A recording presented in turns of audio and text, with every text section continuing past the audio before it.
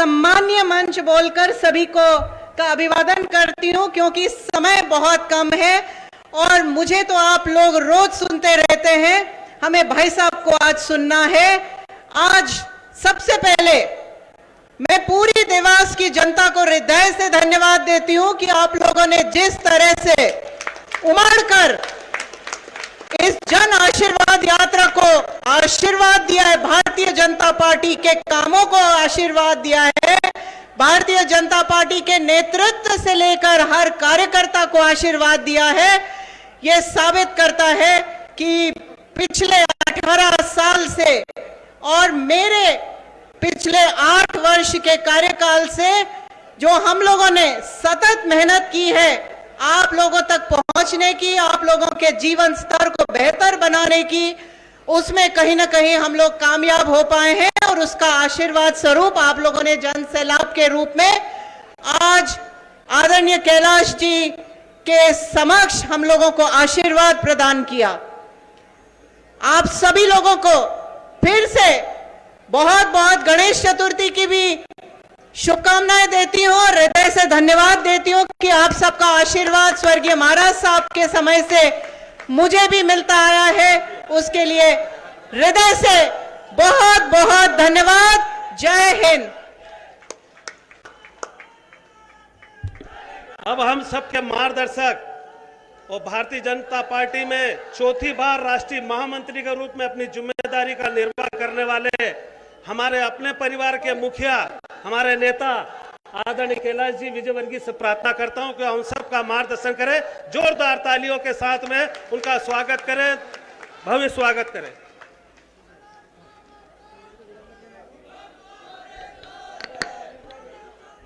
थोड़ा पीछे हटो, थोड़ा सा पीछे।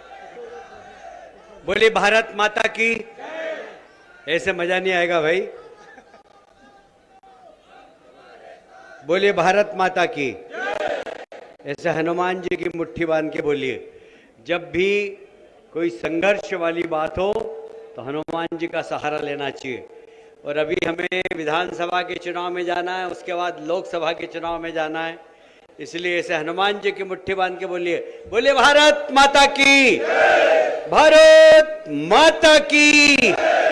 धन्यवाद। मंच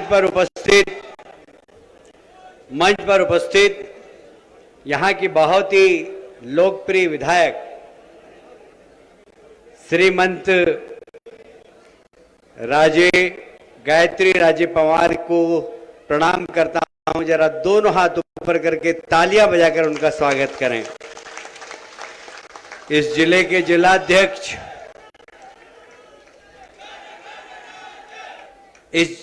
जिलाध्यक्ष भाई राजीव खंडेलवाल जी, श्रीमंत विक्रम पवार जी, श्रीमती गिरजा दुर्गेश अग्रवाल महापौर जी, जरा तालियां बजाकर स्वागत करें।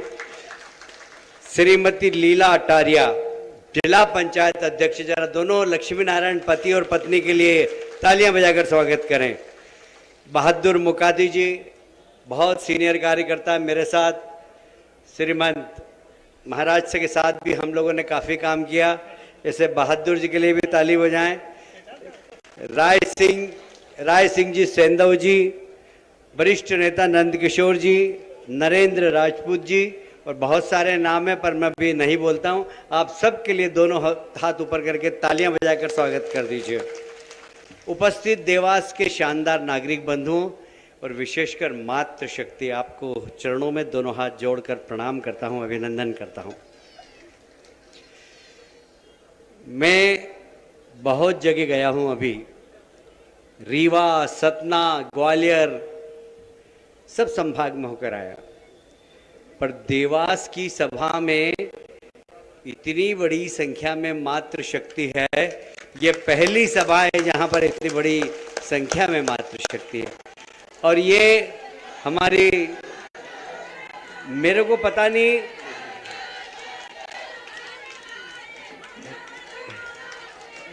मेरे को राजे बोलने में बड़ा संकोच होता है, मेरे को भाभी साहब ही अच्छा लगता है, माफ करना, मेरे मुंह से निकलता ही नहीं महारानी साहब। मैं बहुत कोशिश करता हूँ कि महारानी साहब बोलूँ, राजे बोलूँ, पर मैं तो भाभी साहब ही बोलूँगा।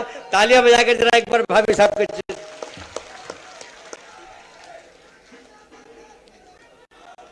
मुझे देवास की जनता को मैं प्रणाम करना चाहता हूं। 3 घंटे विलंब से आने के बाद भी आपने जो ऐतिहासिक स्वागत किया है, इतना जबरदस्त स्वागत किया है कि मैं दावे से कह सकता हूं कि मध्य प्रदेश में 2/3 बहुमत से सरकार बनने वाली है। क्योंकि जो उत्साह था माताओं का, युवाओं का, छत में से बच्चे पुष्प वर्षा कर रहे हैं, व्यापारियों का, अद्भुत है। मैं आपकी भारतीय जनता पार्टी के प्रति इस अनुराग के लिए एक बार देवास की जनता को दोनों हाथ जोड़ के प्रणाम करता हूं और अभिनंदन करता हूं। इतनी बड़ी मातृशक्ति बैठी हुई है। हमारे मुख्यमंत्री शिवराज जी ने लाडली बहना योजना के माध्यम से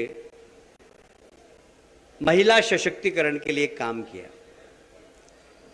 पर कांग्रेस के लोग कहते हैं वोट के लिए काम किया। कांग्रेस के बंधुओं, तुम इस देश के संस्कार और संस्कृति को नहीं समझ सकते। हमारे यहां महिलाओं को गायत्री, सरस्वती, लक्ष्मी कह के पूजा करते हैं। हमारे यहां कन्याओं के पैर पूजते, अभी नवरात्रि आ रही है, हम 9 दिन कन्याओं के पैर पूजेंगे। हमारे संस्कार है। मुझे अच्छा, भागवत किसने सुनी है? जरा हाथ खड़ा करें। भागवत, देवी भागवत कितने लोगों ने छोड़ी? देवी भागवत में एक किस्सा है। जब प्रलय आ गया, पूरी दुनिया खत्म हो गई थी, तो ब्रह्मा, विष्णु, महेश और पराम्बा मां महाशक्ति थे, बस 4 लोग। उन्होंने कहा कि दुनिया का सृजन करना है, तो बोले विवाह करना पड़ेगा। तो पराम्बा ने कहा कि मुझसे विवाह कौन करेगा? पराम्बा अपार शक्ति थी, ब्रह्मा जी ने मना कर दिया, विष्णु जी ने भी मना कर दिया, पर शंकर जी ध्यान में बैठे और उन्होंने कहा कि एक शर्त है, आपकी तीसरी आंख बहुत सुंदर है, ये तीसरी आंख मुझे दे दीजिए। पराम्बा मां तैयार हो गई, उन्होंने शिव जी को तीसरी आंख दे दी। तीसरी आंख जैसे शिव जी को लगी, पर यह नहीं बताया शिव जी को कि अगर इसको खोलोगे तो जो सामने खड़ा होगा वो भस्म हो जाएगा। शिव जी को एकदम कौतूहल हुआ, आंख लग गई। तो उन्होंने जैसे ही तीसरा नेत्र खोला, सामने पराम्बा थी, भस्म हो गई, राख का ढेर में परिवर्तित हो गई। ये देवी भागवत में है। तो ब्रह्मा और विष्णु घबरा गए एकदम कि क्या हुआ, पर शिव जी ने कहा चिंता करने की कोई बात नहीं। उन्होंने 3 ढेर बनाए उस राख के और मंत्र फूका, एक ब्रह्माणी बनी, एक लक्ष्मी बनी और एक पार्वती बनी। तीनों ने विवाह कर लिया। पर जब भी ये माताएं जानती है, राख कभी भी पूरी आप सोर नहीं सकते, पूरी इकट्ठी नहीं कर सकते, कुछ ना कुछ तो बच जाती है। भागवत में जो कहा गया है कि शिवजी ने क्या किया, वो राख फूंक से उड़ाई, जैसे ही फूंक से उड़ी वो भारत में आके गिरी। और इसलिए कहते हैं कि भारत की देवियों में पराम्बा का अंश है, इसलिए हम हमेशा उनकी पूजा करते हैं। हमारी श्रद्धा है। यदि हमने लाडली बहना योजना इन महिलाओं को दी है, तो महिला सशक्तिकरण का प्रमाण है। कल ही देश के प्रधानमंत्री ने महिलाओं के आरक्षण का बिल पारित किया है। अब जनप्रतिनिधि राजनीतिक दृष्टि से बन पाएगी, लोकसभा और विधानसभा में भी बैठ पाएगी। मैं चाहता हूं मातृशक्ति, आपको इतना बड़ा अधिकार मोदी जी ने दिया है, जरा ताली बजाकर आशीर्वाद नहीं देंगे आप? हमारे पुरुष भाई की ताली जरा कम बजी, उनको लगता है कि हमारा हक दे दिया। अरे भाई, गाड़ी के 2 पहिए होते हैं, अगर तांगा बैलगाड़ी चलाओ तो 2 पहिए होते हैं ना। एक अगर छोटा हो और एक बड़ा हो तो बैलगाड़ी चल सकती है क्या? बताओ, चल सकती है क्या? दोनों बराबर होना चाहिए कि नहीं होना चाहिए? और इसलिए हमारे देश के प्रधानमंत्री ने 2014 में जब देश की जनता ने उनको आशीर्वाद दिया, वो सेंट्रल हॉल में गए थे और अपने भाषण में उन्होंने कहा था कि मैं महिला सशक्तिकरण के लिए काम करूंगा। जो कहा वो करके दिखाया हमारे देश के प्रधानमंत्री ने, और महिलाओं का बिल पास करने का काम हमारे देश के प्रधानमंत्री ने किया। जरा तालियां बजाकर स्वागत करें, आशीर्वाद दे देश के प्रधानमंत्री। मुझे कहते हुए गर्व है, हमारी माताएं बैठी हुई है, भाई बैठे हुए। अच्छा बताइए, मैं ले लूंगा माताजी, आपके हाथ में कागज है ना, हम ले लेंगे, ज्ञापन लेके जाएंगे यहाँ से। बैठिए आप, 10 मिनट में अपनी बात खत्म कर देंगे। हमारे देश के प्रधानमंत्री क्या करते थे बताइए, क्या करते थे बचपन में? चाय बेचते। जोर से बोलिए, क्या करते थे? स्टेशन पे चाय बेचते थे। चाय बेच के जब घर आते थे ना, उनकी मां लकड़ी के चूल्हे में भोजन बनाती थी। जब उनकी मां लकड़ी के चूल्हे में भोजन बनाती थी, उसमें से निकलता था धुआं, चूल्हे में से आंख में से आंसू आते थे, अपने पल्ले से साफ कर लेती थी आंख के आंसू। शायद हमारे देश के प्रधानमंत्री ने अपनी किशोर अवस्था में अपनी मां को आंख के आंसू पोंछते हुए देखा होगा, और तभी उन्होंने संकल्प कर लिया होगा, मेरी मां तो क्या, देश की किसी मां की आंख में आंसू नहीं आने दूंगा। और इसीलिए हमारे देश का प्रधानमंत्री, जब इस देश की जनता उनको प्रधानमंत्री बनाती है, लाल किले की प्राचीर पर खड़ा होता है, झंडा वंदन करता है, झंडा वंदन करने के बाद भाषण देता है जैसे मैं दे रहा हूं, तो हमारे देश के प्रधानमंत्री की नजर जाती है तो गांव की माताओं की तरफ जाती है, जो लकड़ी के चूल्हे पे भोजन बनाती है। हमारे देश के प्रधानमंत्री घोषणा कर देते हैं, अब कोई मां बहन लकड़ी के चूल्हे पर भोजन नहीं बनाएगी, मैं उज्ज्वला योजना के माध्यम से गैस का चूल्हा फ्री दूंगा। 10 करोड़ माताओं को गैस का चूल्हा देने का काम हमारे देश के प्रधानमंत्री ने किया। ये भारतीय जनता पार्टी की सरकार है, क्योंकि उन्होंने गरीब देखी। हमारे शिवराज जी गरीब किसान के बेटे। मैं आपसे पूछना चाहता हूं, यदि किसी के घर में जवान बेटी हो 18 साल की और हाथ पीले करने के लिए पैसे नहीं हो, तो क्या माता पिता को नींद आ सकती है? सच बोलना, आ सकती है क्या? आ सकती है क्या?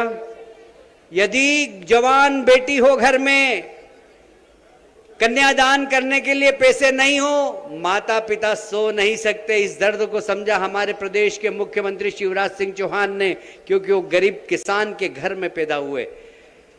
कह दिया मामा जी ने कि चिंता मत करना, इस प्रदेश के अंदर एक भी बेटी 18 साल की हो जाए, उसके माँ बाप को चिंता करने की जरूरत नहीं, मैं शादी करूंगा। 10 लाख बेटियों का कन्यादान और निकाह करने का काम भारतीय जनता पार्टी की सरकार ने किया है।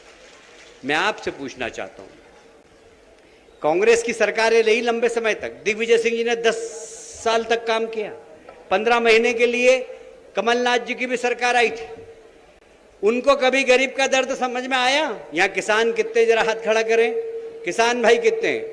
किसान भाइयों, आपको याद है पिछले विधानसभा के चुनाव में कमलनाथ जी ने कहा था कि हम किसानों का कर्जा माफ कर देंगे, याद है कि नहीं याद है? एक भी किसान का कर्जा माफ किया क्या? क्या ऐसे झूठे लोगों को वोट मांगने का अधिकार है क्या? दोनों साइड मुझे बहुत सारे नौजवान दिख रहे हैं। नौजवान भाइयों, पिछली बार कमलनाथ जी ने कहा था कि बेरोजगार नौजवानों को 4,000 रुपए देंगे, बोला था कि नहीं बोला था? इसमें से एक आध नौजवान को मिला क्या? 4,000 रुपए मिले किसी को? क्या ऐसे झूठे लोगों को वोट मांगने का अधिकार है क्या? मैं आपसे पूछना चाहता हूं, है क्या? इससे बड़ी बात तो यह है कि हम लोग भारतीय जनता पार्टी के कार्यकर्ता हैं, हम जो कहते हैं करते हैं। हमने कहा था रामलला हम आएंगे, मंदिर वहीं बनाएंगे, बोला था कि नहीं बोला था?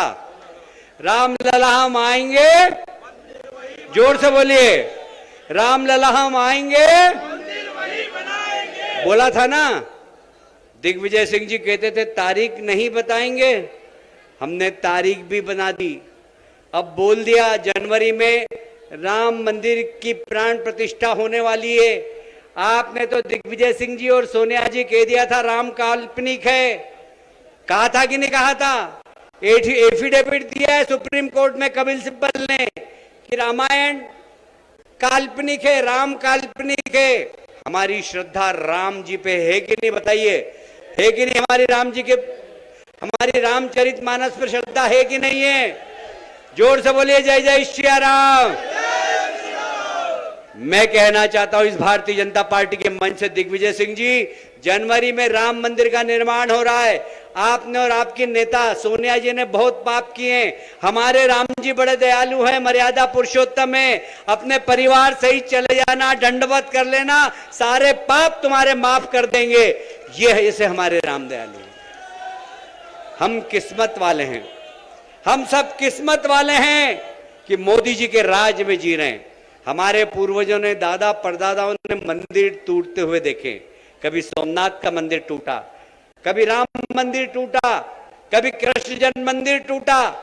हम सौभाग्यशाली हम मंदिर बनते हुए देख रहे हैं। राम मंदिर भी बन रहा है, केदारनाथ का मंदिर भी बन रहा है, महाकाल लोक बनकर तैयार हो गया। देश के जितने भी मंदिर है सब बनाने का काम कौन करवा रहा है बताइए? जोर से बोलिए, जरा तालियां बजाकर मोदी जी और शिवराज जी को आशीर्वाद दीजिए आप। शर्म की बात है, कांग्रेस मोदी जी को हरा नहीं सकती तो घमंडिया गठबंधन बना रही है। 20 तारीख को उन्होंने मुंबई में बैठक की, सारे राजनीतिक दलों को बुलाया।